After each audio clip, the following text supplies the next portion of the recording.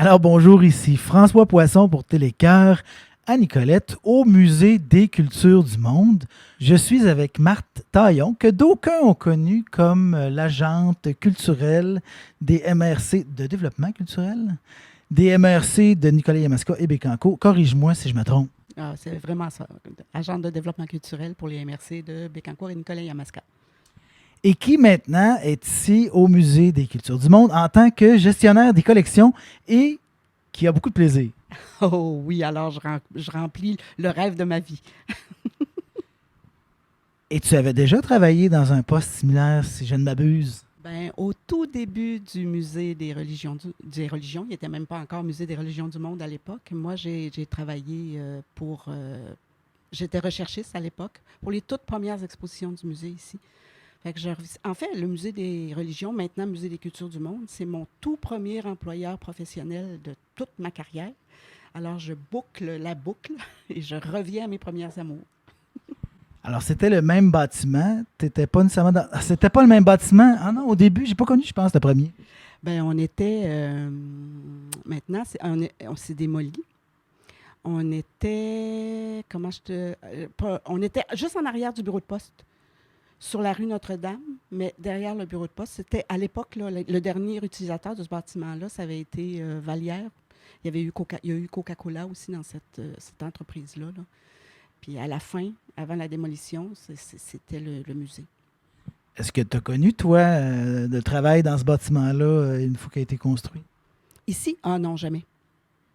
Non, ça s'est fait après que je sois retournée. Ben là, quand ici on construit, j'étais à l'université. Fait que je sais pas, j'étais rendue ailleurs. Puis quand j'ai fini l'école, l'université, c'est le poste qui s'était ouvert, c'était à Trois-Rivières au musée. Fait que je suis allée travailler là quelques années. Musée des arts et traditions populaires du Québec. C'est ça, exactement. Ça s'appelait comme ça. Je le sais, je restais en face. Et là, c'est le musée pop. Fait que lui aussi a changé de nom. Oui, ben la majorité des musées ils ont changé de nom. Alors là, il était question d'études universitaires. C'était en quoi? J'ai étudié en histoire de l'art, spécialisée en art ancien québécois. Mon mémoire de maîtrise a porté sur les corbillards hippomobiles au Québec. Alors, c'est sûr que la présence à Trois-Rivières du Musée des arts et traditions populaires du Québec et la collection Fernand Séguin également. Là. Ah oui, Robert-Lionel Séguin. Oui. Et la collection Robert-Lionel Séguin également. Oui, c'était quelque chose qui m'attirait énormément. Fait que quand j'ai été engagée là-bas, j'ai vraiment été très, très, très, très, très contente. Et là, bon, t'as roulé ta bosse, hein, mais toujours dans le secteur ici, là, à moins que tu te sois expatrié à un moment donné. Jamais. J'ai toujours été extrêmement chanceuse. J'ai toujours réussi à travailler chez moi ou à proximité. Je considère que Trois-Rivières, c'est Nicolette Nord, alors ça va. J'ai vraiment, vraiment été chanceuse au niveau du travail. Tout le temps, ça a été dans ma région, avec les gens que je connais. Fait que c'est vraiment chouette. Et là, la fin du travail comme agente culturelle, c'est bon, c'est pas un départ à la retraite parce que là, tu travailles. Donc, mais est-ce que c'est comme une pré-retraite, une semi-retraite, qu'est-ce que c'est? Ben, c'est un peu comme une pré-retraite. C'est parce que je travaille au musée 3 jours semaine. En fait, c'est parce qu'il est arrivé. Mes parents sont décédés pendant la pandémie. J'ai beaucoup de personnes autour de moi qui ont eu des problèmes de santé majeurs, des cancers, des méningiomes, toutes sortes d'affaires plates. Puis j'ai trouvé ça très difficile. Fait que j'ai décidé qu'il était rendu temps que je prenne peut-être un peu plus de temps pour moi. Puis ça a toujours été mon rêve de retourner dans les musées. Vous ne le répéterez pas à mon employeur, mais dans ma tête, c'était mon plan de retraite. Mais là, je travaille. En plus, je suis payée pour faire ce que j'ai toujours voulu faire, puis que je m'étais dit que je ferais plus tard, gracieusement. Mais je compte sur vous. Soyez discret. Et plus tard, c'est maintenant. Donc là, on te retrouve. C'est ton environnement. Ça, et aussi, on verra des images là, de la réserve en bas. Une des réserves. De mes réserves maintenant. Où sont les autres?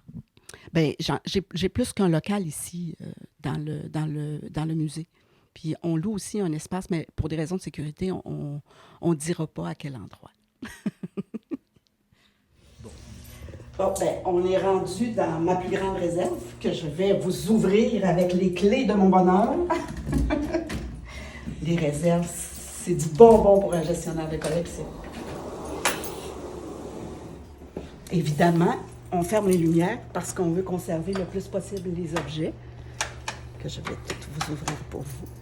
Alors voici la 1030, notre plus grande réserve, qui avait été construite à l'origine pour recevoir la pape mobile quand elle est venue en exposition ici, puis qu'on a reconverti en salle de réserve.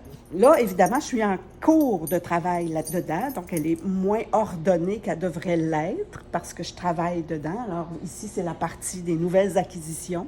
On va avoir un évaluateur qui va venir regarder ces pièces-là. C'est ici qu'on conserve nos plus grosses pièces. Donc, évidemment, quand on parle de grosses pièces, on a les tableaux qui sont sur des supports qui sont amovibles, mais j'ai aussi toute une partie de mobilier important.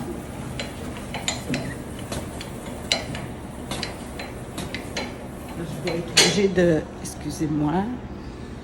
Pour vous montrer, on est dépositaire.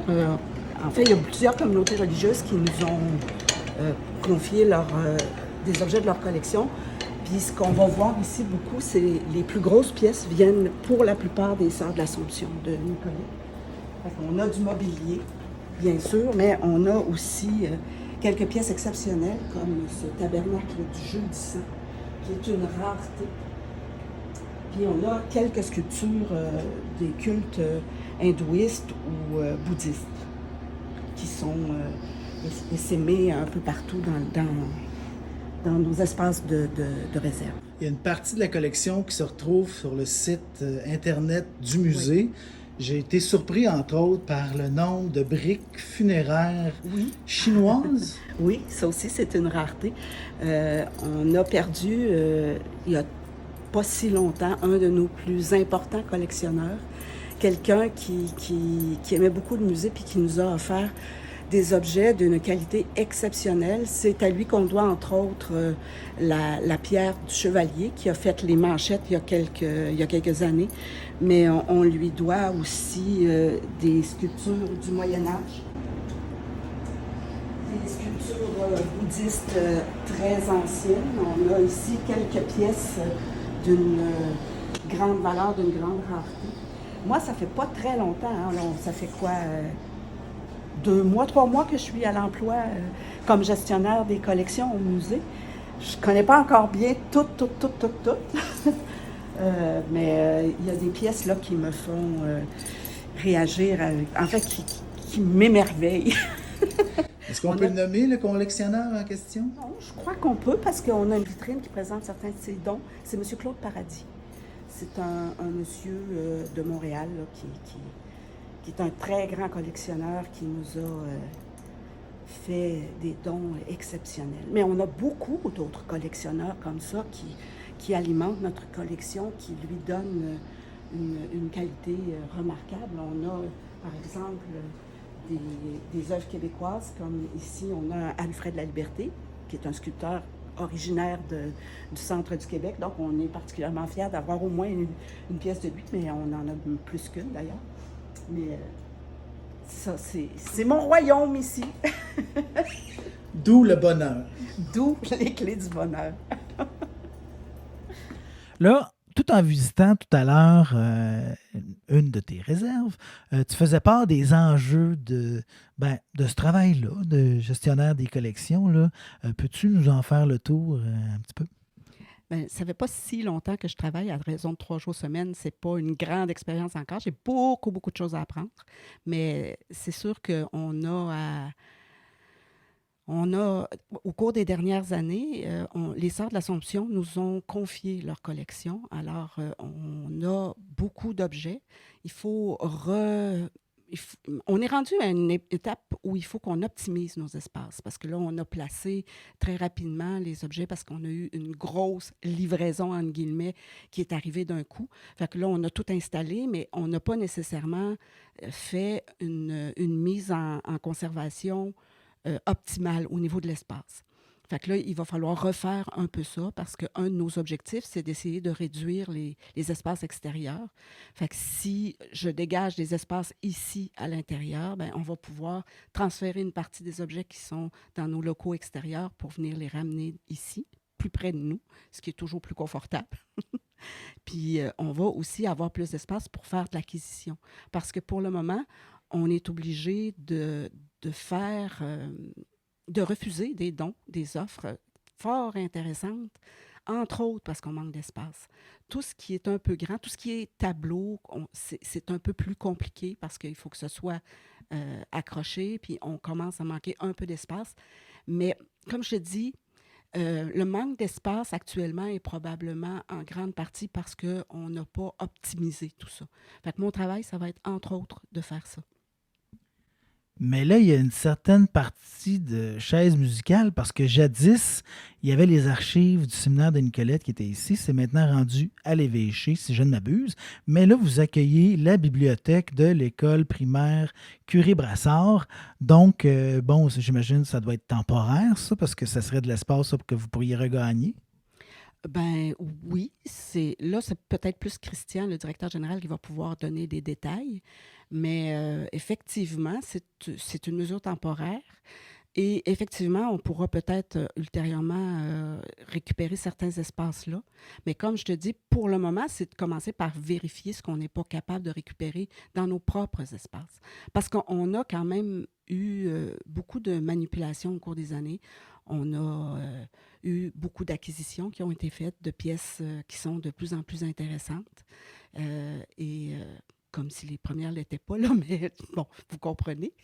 Il y a aussi un facteur, on a toute une génération de collectionneurs qui se préparent à partir et qui a des enfants qui sont peut-être moins intéressés à supporter la lourdeur de ces collections-là.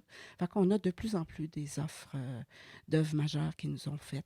Puis actuellement, on n'est plus capable d'accepter parce qu'on n'a plus d'espace. Alors qu'en fait, oui, on a de l'espace. Parce que là, la collection des sœurs, c'est parce qu'elles avaient elles-mêmes un musée. Alors, vous êtes un musée qui avait reçu tout ce que possédait un autre musée déjà. C'est ça. Oui, oui, exactement. Fait que c'était quand même beaucoup d'objets. Là, quelque part en dessous de nous autres, il y a une grande salle où se tiennent des réunions. Est-ce que ça a une utilité stratégique pour le musée, pour recevoir des groupes, ou parce que ben, c'est quand même un grand espace, là? Oui, mais ça encore, c'est peut-être plus du ressort du directeur général, mais d'une certaine on ne va pas se le cacher, là, en tant qu'ancienne agente de développement culturel, je peux vous confirmer que les organismes culturels, y compris les musées, même s'ils ont une part de subvention qui vient du gouvernement, ils tirent le yaourt par la queue. Fait que les locations d'espace, c'est des revenus qui sont extrêmement intéressants.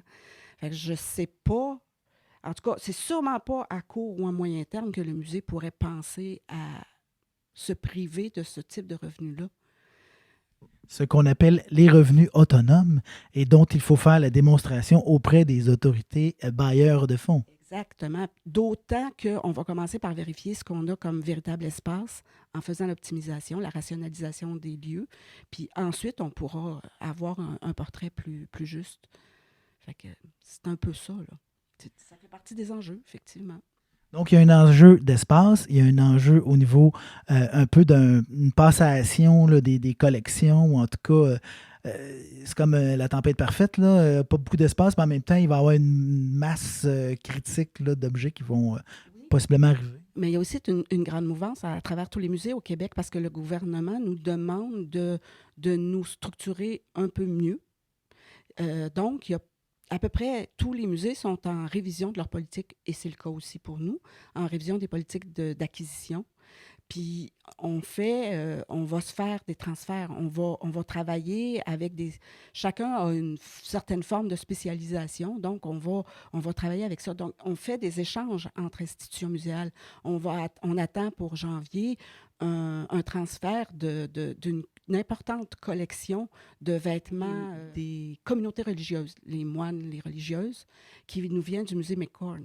Fait que eux avaient plus d'espace pour faire leur propre collectionnement parce qu'ils se dirigent davantage vers la mode.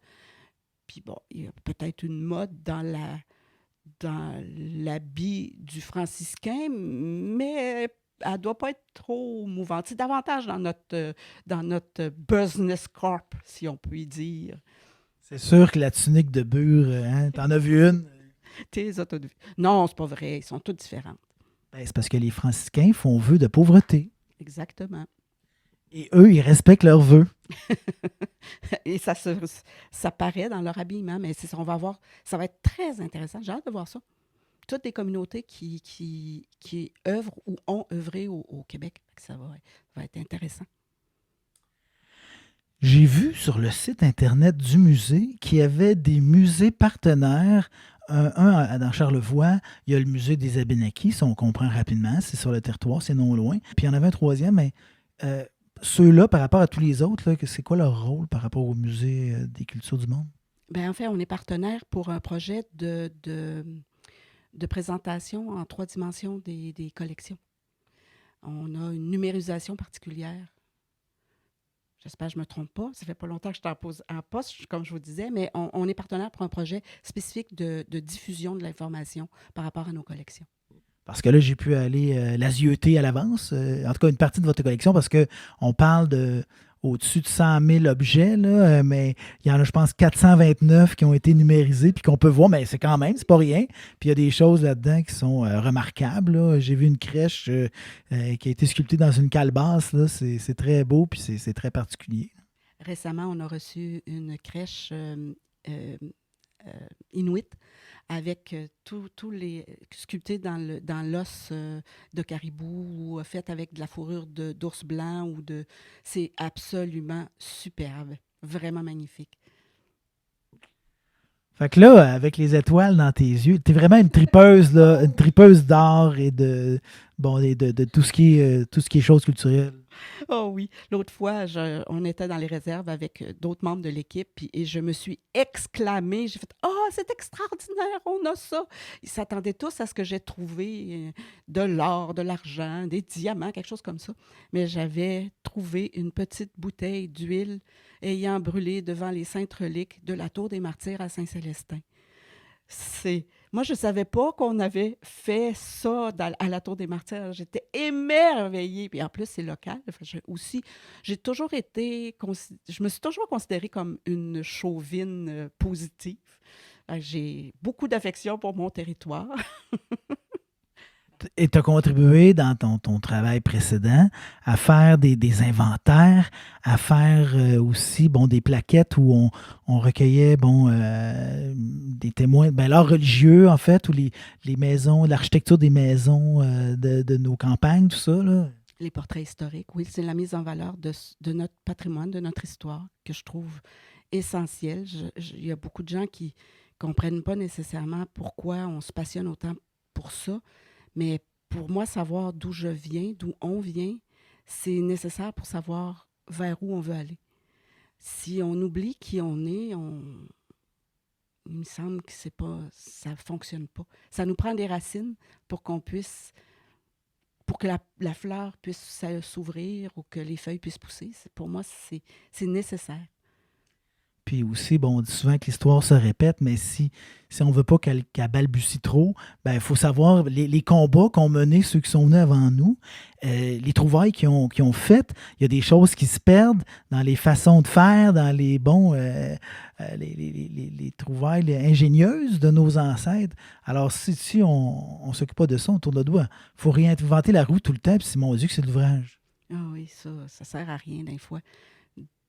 Tout ce qu'on perd comme connaissance, je crois que ce sont Enfin, je ne sais pas qui a eu la géniale idée de dire que chaque personne qui meurt, c'est comme un livre dans une bibliothèque qui brûle. Mais pour moi, c'est la même chose. Chaque objet dont on perd le souvenir ou le sens, c'est une partie de notre savoir qu'on perd. Puis ça nous est tous arrivé. À un moment donné, un voisin m'a donné ces outils, certains très anciens, puis là, je me dis, à quoi ça sert? T'sais? J'en aurais peut-être eu besoin, mais j'arrivais pas à associer la chose avec l'usage que je pouvais en faire. Ah, c'est maintenant mon futur projet de retraite. Ça va être de documenter la collection. Parce que ça aussi, j'ai toujours aimé ça. Découvrir à quoi servent les choses, à quoi...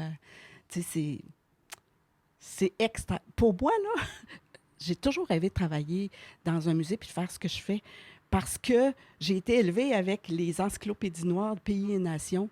Puis dans le numéro 5, il y avait le reportage sur la découverte du tombeau de Toutankhamon. Les trésors qu'ils ont découverts. Fait que pour moi, ici, c'est ça. Tous les jours, je trouve un trésor.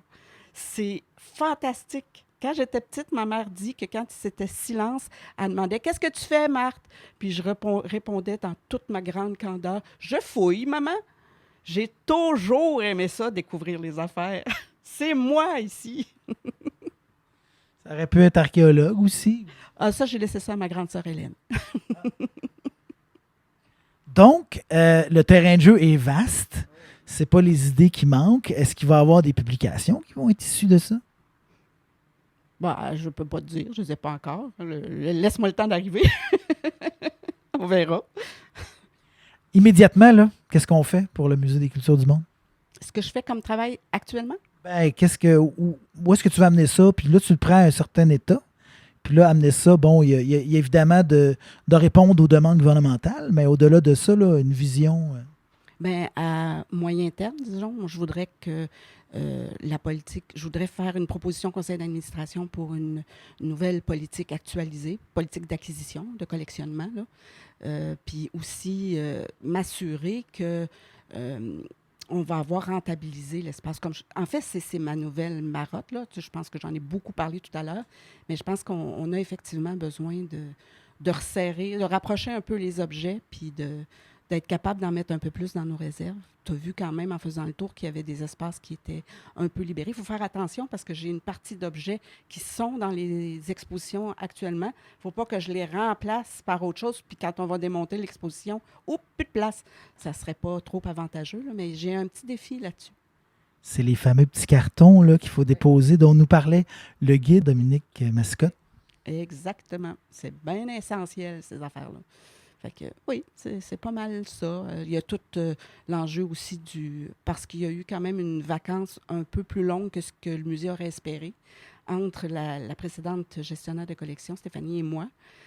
Donc, il y a toute une série d'offres de dons qui ont été faites ou d'objets qui ont été accueillis, puis on n'a pas numérisé, on n'a pas identifié officiellement parce qu'il manquait de personnel, mais aussi parce que vous avez visité au cœur du musée, qui est une reproduction de mes réserves.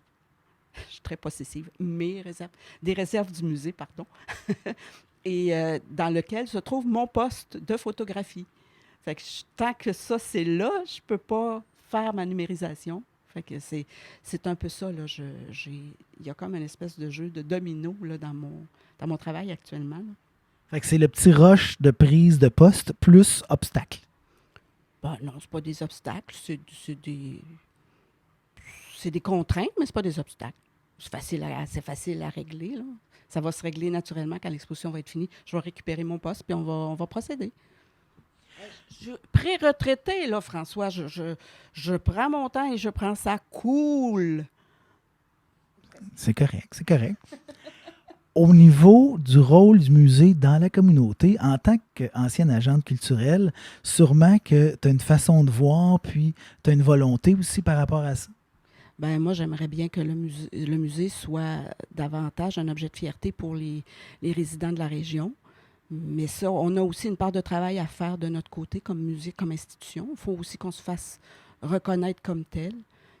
Fait que ça va venir avec le temps, je crois. Puis on essaye beaucoup de se démocratiser. Puis Christian, le directeur général, travaille beaucoup dans cette optique-là.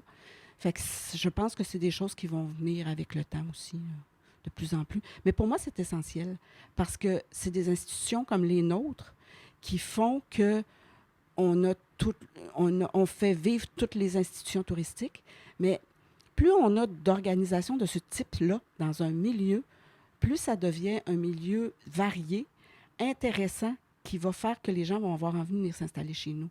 Fait que c'est un des éléments essentiels à une dynamique de communauté.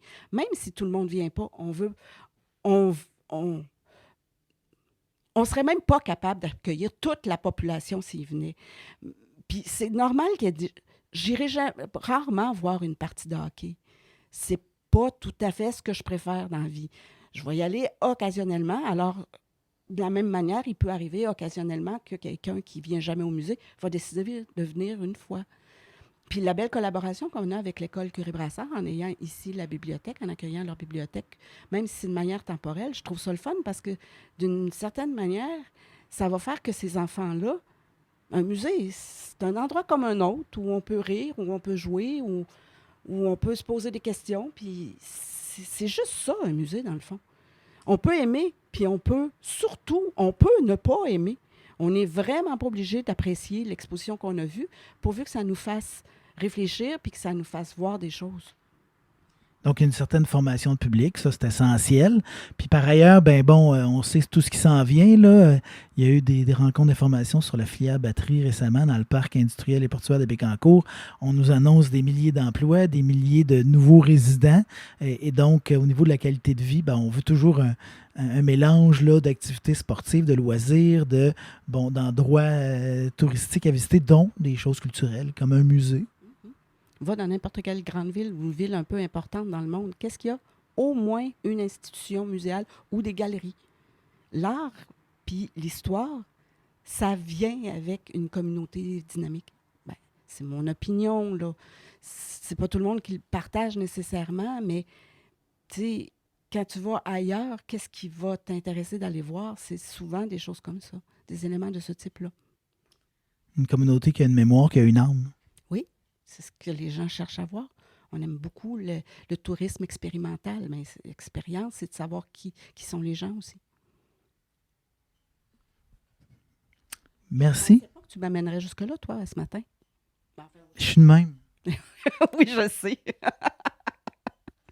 On a failli travailler plein de fois ensemble, hein? Oui, plein. C'est jamais arrivé. C'est parce que... Dans la bande. Oui, contre ci, contre ça, mais je veux dire, des fois, c'est l'horaire. C'est l'horaire qui ne fitait pas. Mais là, tu vois, nous sommes réunis. On était dû. Je suis content de cet entretien. Merci beaucoup, Marthe Taillon, qui est maintenant gestionnaire des collections du Musée des cultures du monde de Nicolette et heureuse comme un phoque en Alaska. Oh oui, oui, oui, oui. Ou un chien dans une boîte de pick-up, mesdames et messieurs. Merci beaucoup. J'aime l'image du chien. On va aller voir la petite bouteille d'huile de Saint-Célestin. C'était François Poisson pour Télécœur à Nicolette. Ils sont tous arrivés autour de moi en s'exclamant « Qu'est-ce que tu as trouvé? Qu'est-ce que tu as trouvé? » Puis quand ils ont vu la petite bouteille, ils ont fait « Ah! » Ils étaient bien contents, mais pas au point de mon ravissement. C'est rien que ça. C'est tout ça!